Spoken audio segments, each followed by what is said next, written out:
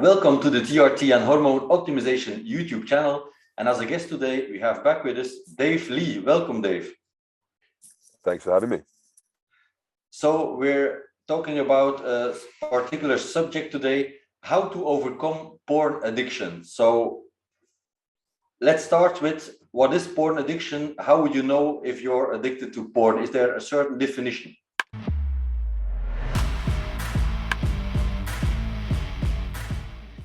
Right. Well, as far as I'm aware, and I could be wrong on this, so people please don't quote me, but I believe that to be addicted to something, firstly, you have to be aware that it is causing you a problem and you continue to use it despite knowing that.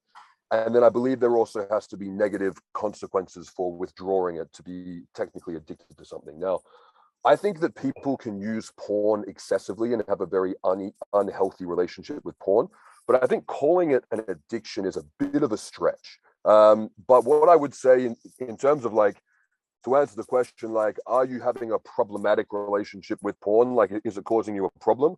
I would say yes, if it is getting in the way of you doing what you need to do in the world. If you are foregoing your responsibilities, or if you are falling short in life or in the progression of what you want to do and what your purpose in the world, if porn is getting in the way of that, then you have a problem. And then I would say that, yeah, you might be addicted to porn, but I also don't think it's that hard of a thing to become unaddicted to. Like, yes, porn is very stimulatory to dopamine, absolutely. But I also think that there just has to be a degree of self-responsibility to say, stop touching yourself to people having sex and go do what you're meant to be doing. Like, I think it is kind of simple.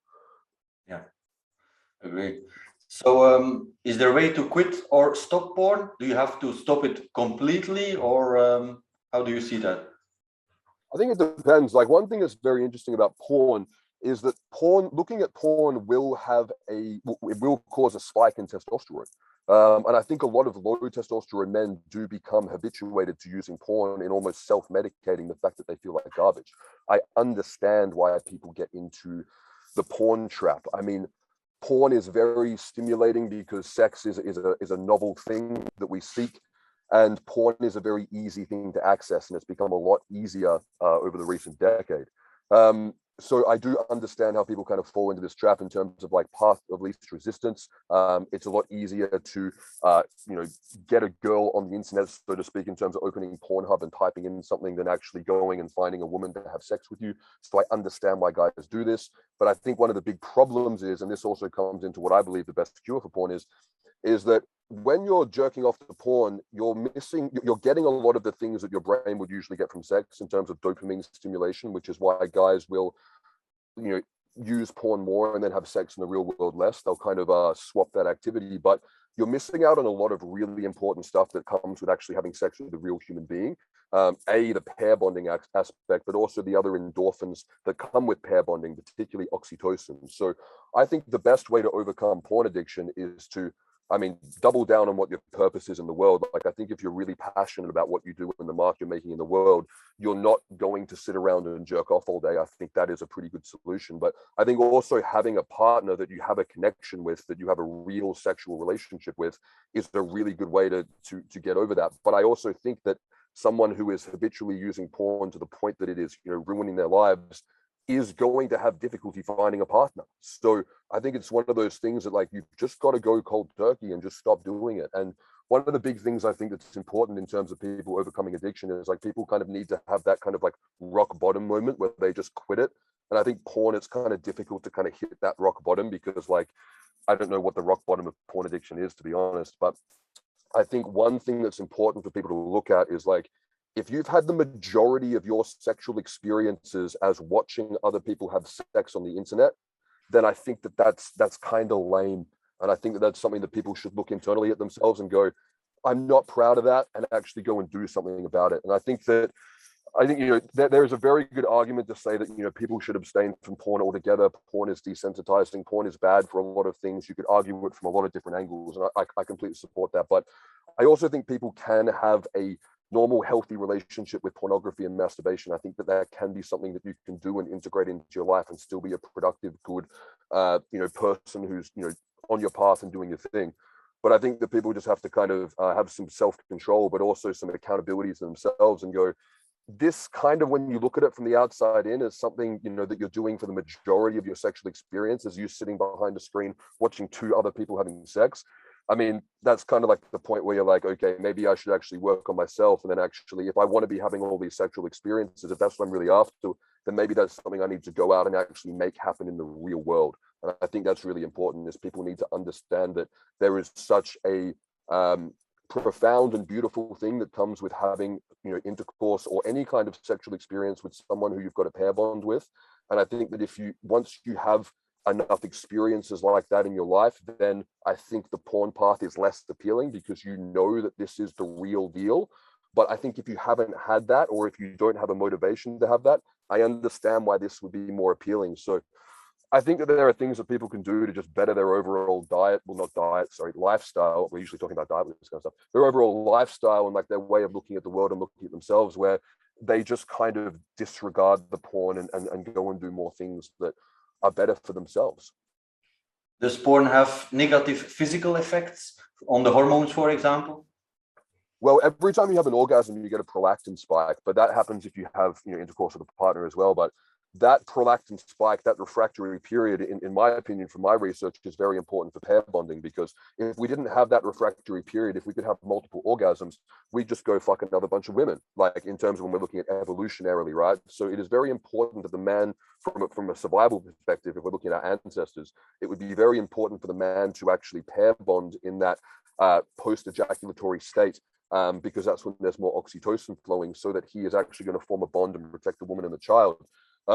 So that whole experience, I think, is a very special thing. But if you're having that prolactin spike when you're on your own, maybe a bit ashamed in yourself, covered in your own mess, sitting at your computer chair at 10 o'clock at night, that experience isn't going to be sacred or special. It's actually going to be a little bit depressing. And some people, particularly low testosterone guys, I believe, when they get that prolactin spike, because their testosterone is already so low, that can cause some really brutal post-orgasm anhedonia, which is why I think so many people have moved to this no-fap kind of thing. Because if you've already got low testosterone, if you're jerking off all the time, that prolactin spike might actually be quite profound in terms of depressing your brain and antagonizing dopamine. So yeah, it can definitely have physical effects. But I also think that a healthy, high testosterone man should be able to have an orgasm every day, or maybe two, if he's up for it and he's got that relationship going, and still have the productivity and motivation to go out and do his stuff in the world. I feel like you should be able to do both. And if you're having like one orgasm or maybe two orgasms a day, whether it's on your own or with a partner, and that's causing you some serious,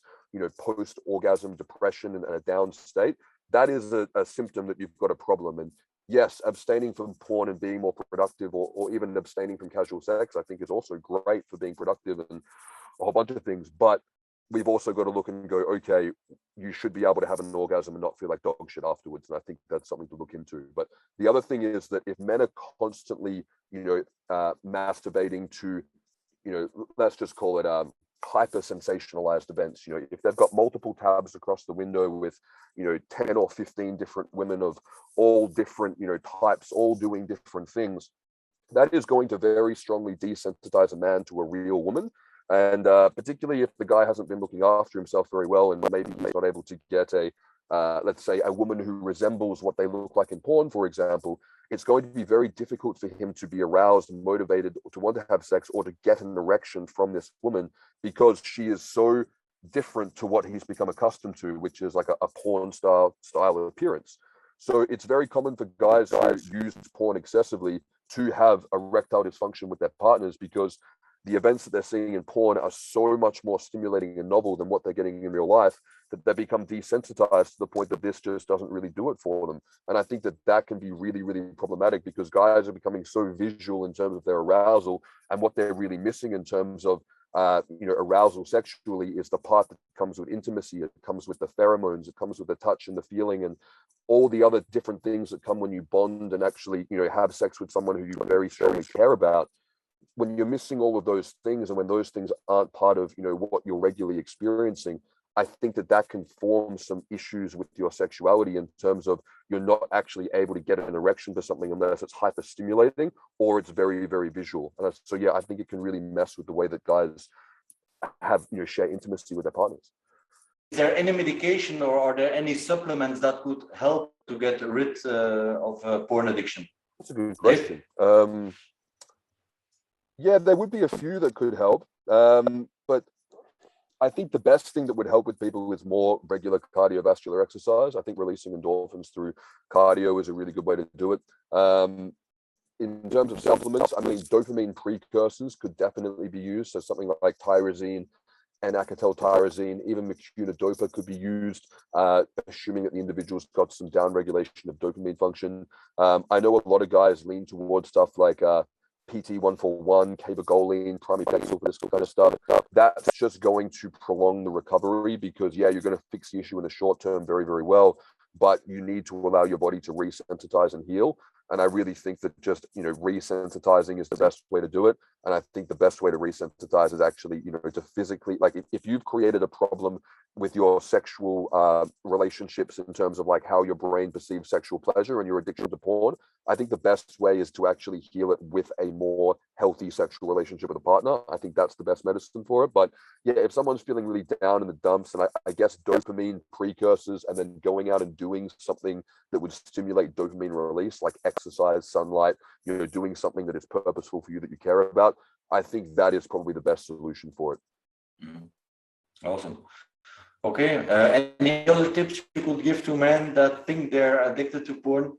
I think it just comes down to holding yourself accountable and taking a good look in the mirror. I think it really does. I mean, as I said before, I think you definitely can have a healthy relationship with porn, just like people can have a healthy relationship with alcohol or cannabis or other things that some people might not be able to have a healthy relationship with. But I think it comes down to exercising self-control and holding yourself accountable for your life. And yeah, making a good, honest assessment of yourself and going, am I proud of this? And is this getting in the way of my life? And if it's something that you're ashamed of and you're not proud of, then I think you have to do something about that, and you have to have a big wake up call and go, this is something that I need to change. So yeah, I think it just comes down to accountability and just making a change and doing the thing that is the right decision.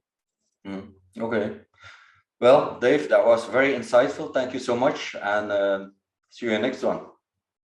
Very welcome. Thank you you for having me. Use the link in the description of this video to get 5% off on your first order with the online pharmacy NP Labs, and they ship worldwide. Make sure to check out our merchandise shop, in which I have different workout plans especially made for beginners and more advanced lifters. So thank you for watching, give the video a thumbs up, and see you in the next one.